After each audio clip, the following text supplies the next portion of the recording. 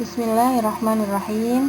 Kita masuk ke pelajaran pertama, yaitu tentang bersuci dari haid. Ini merupakan materi dari mata pelajaran fikih kelas 5 di semester 1.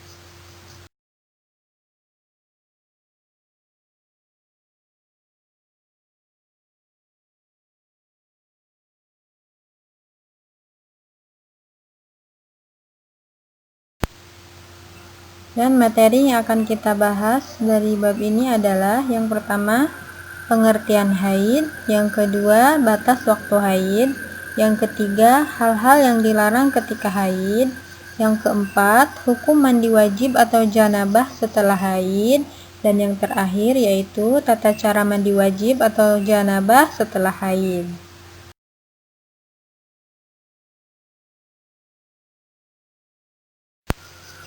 Kita masuk ke pembahasan pertama mengenai pengertian haid. Haid menurut bahasa yaitu sesuatu yang mengalir. Adapun menurut istilah syara, haid ini merupakan darah yang keluar dari rahim perempuan yang sudah baligh dalam keadaan sehat. Jadi haid ini hanya akan terjadi pada perempuan. Tapi meskipun kalian laki-laki, kalian perlu mempelajari ini karena ini merupakan suatu ilmu. Biasanya anak perempuan akan mengalami haid ketika usia 9 tahun. Nah, dan jika anak perempuan sudah haid, maka itu adalah pertanda bahwa anak perempuan tersebut sudah baligh.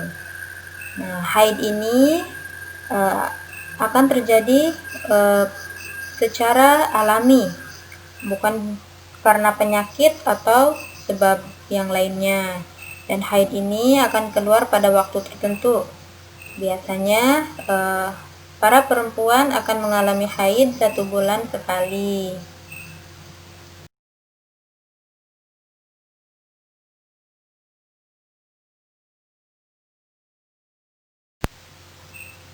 Di pembahasan kedua, kita akan membahas batas waktu haid. Batas waktu haid ini paling sedikit yaitu 1 hari 1 malam. Normalnya yaitu 5 hari 5 malam atau 1 pekan. Dan paling lama yaitu 15 hari 15 malam. Nah, jika lebih dari 15 hari maka tidak disebut haid lagi ya, tapi itu dinamakan darah istihadah atau darah penyakit. Karena haid ini merupakan darah yang keluar secara alami, bukan karena penyakit. Jadi ketika sudah melewati 15 hari dan darah masih keluar, maka itu merupakan darah istihadah atau darah penyakit. Dan darah haid ini memiliki warna tersendiri, yaitu merah kehitam-hitaman. Nah, dan para ulama bersepakat bahwa haid ini terjadi ketika memasuki usia 9 tahun atau lebih ya. Jadi ketika belum memasuki usia 9 tahun tapi ada darah yang keluar, maka itu bukan merupakan darah haid, yakni darah penyakit ya.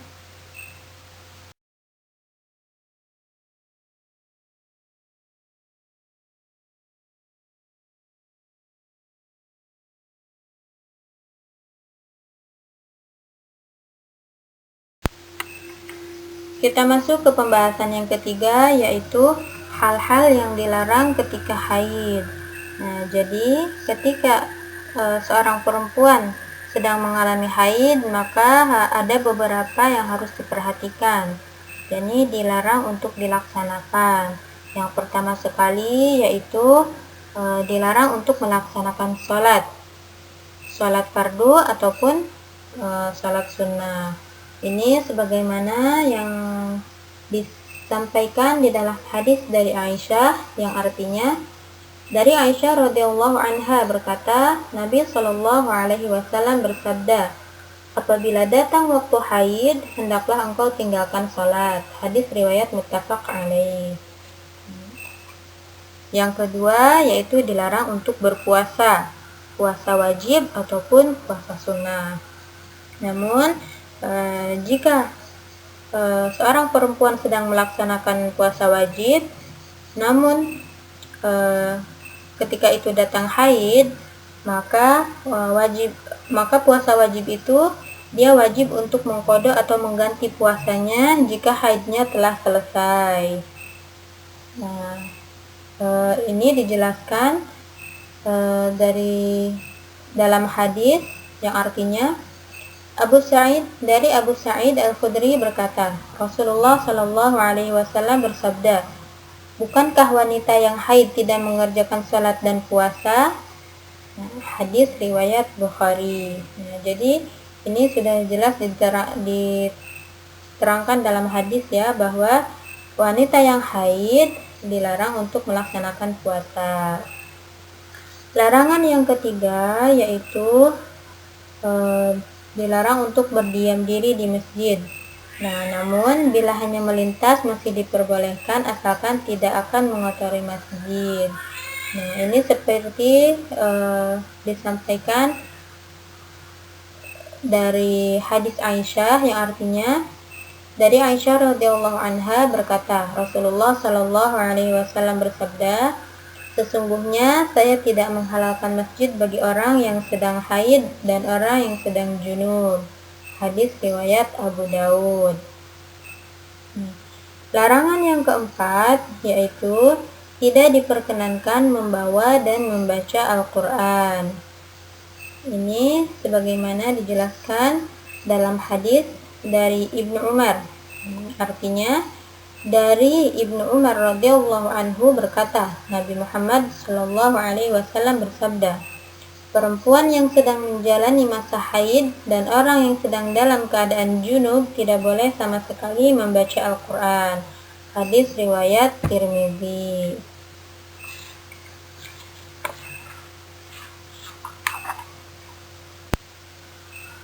Larangan yang kelima yaitu tawaf. Tawaf ini adalah mengelilingi Ka'bah ya. Bagi yang sedang melaksanakan umroh atau haji lalu mengalami haid, maka ia tidak diperkenankan untuk tawaf. Nah, baik tawaf wajib maupun tawaf sunnah.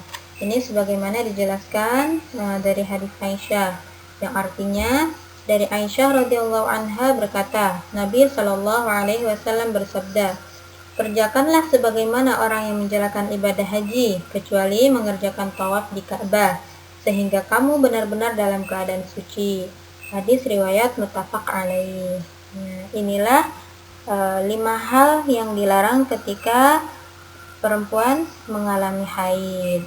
Adapun selain itu maka diperbolehkan seperti berzikir, membaca ilmu buku-buku agama dan yang lainnya ya.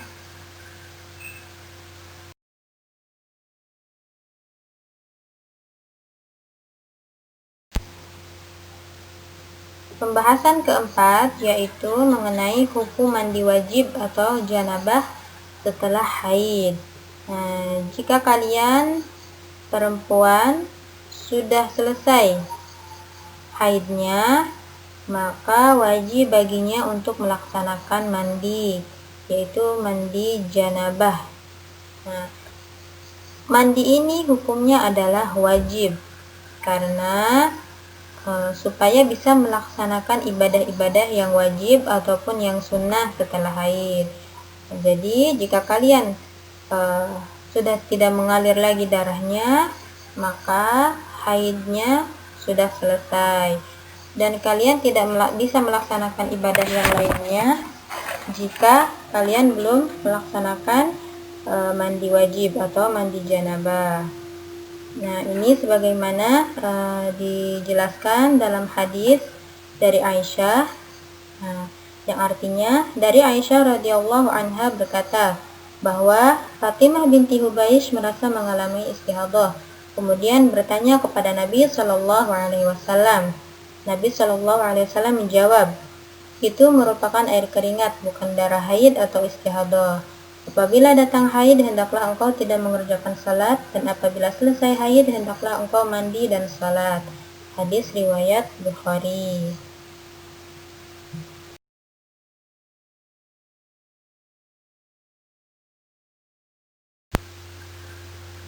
Masuk ke pembahasan yang terakhir, yang kelima, yaitu tata cara mandi wajib atau janabah setelah haid.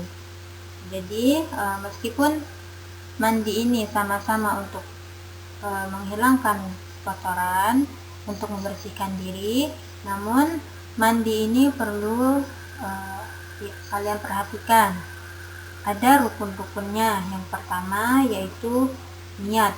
Jadi ketika mandi setelah haid ini, kalian yang pertama kali harus berniat. Ingat, niat ini tempatnya di dalam hati. Kalian bisa berniat seperti ini. Aku berniat mandi untuk menghilangkan hadas besar dari badanku, dari haid. Wajib karena Allah Ta'ala. Nah, ini kalian bisa ucapkan di dalam hati seperti ini. Nah, dan yang kedua yaitu meratakan air dari kepala ke seluruh anggota tubuh. Jadi ketika mandi ini seluruh badan harus benar-benar terkena air. Jadi tidak boleh ada yang terlewat. Ya, jadi yang pertama berniat, yang kedua meratakan air dari kepala ke seluruh anggota tubuh. Namun selain rukun-rukun tadi, ada juga sunnah-sunnahnya.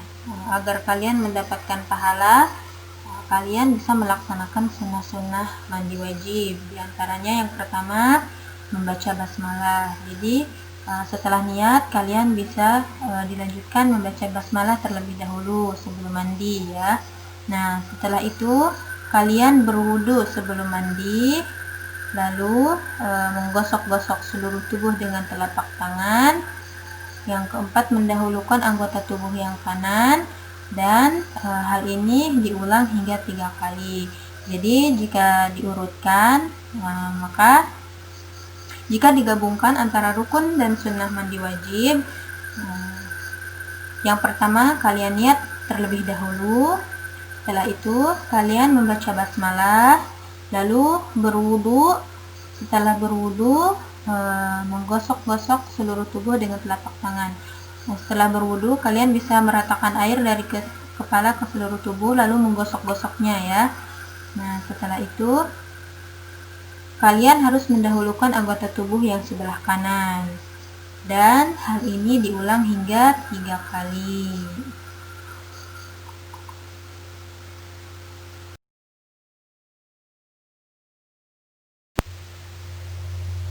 Nah, itulah pembahasan mengenai haid. Semoga menjadi ilmu yang bermanfaat. Kita akhiri. Alhamdulillahirrabbilalamin. Subhanaka Allahumma wa bihamdika. Asyhadu an la ilaha illa anta. Astaghfiruka wa atubu ilaik.